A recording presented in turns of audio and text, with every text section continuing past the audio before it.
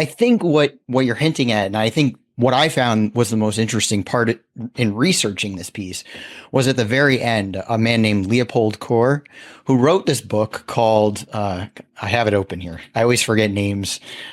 He wrote The Breakdown of Nations, right? So he wrote this book, which was a precursor to the E.F. Schumacher Small is Beautiful movement, and was actually a new forward was written by Kirkpatrick Sale himself. So he's kind of this figurehead of this ideology that is a very Keynesian ideology that emerged kind of in the post-World War II era, which is this small is beautiful ideology that makes it seem like it's fighting globalism, but in reality is working hand in hand with it. Right.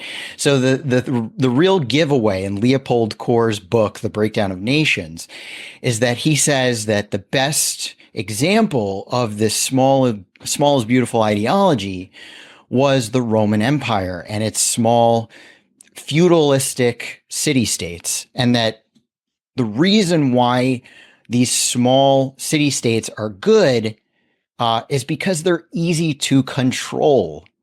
So it is that slogan, right? Divide and conquer. That's a real slogan that came from somewhere where people had an idea of how to conquer the world, right?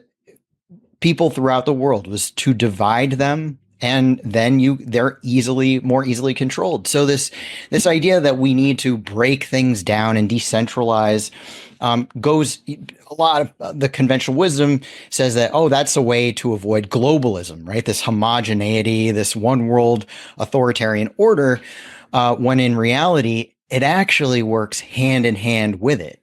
And that's the biggest swindle, I think, that we're dealing with right now, as people are getting angrier and angrier at the Klaus Schwabs and the World Economic Forum for very legitimate reasons, but they're being kind of handed the wrong answers, which they think is a resistance to the one world order, but is actually going to make it easier for the one world order to take over.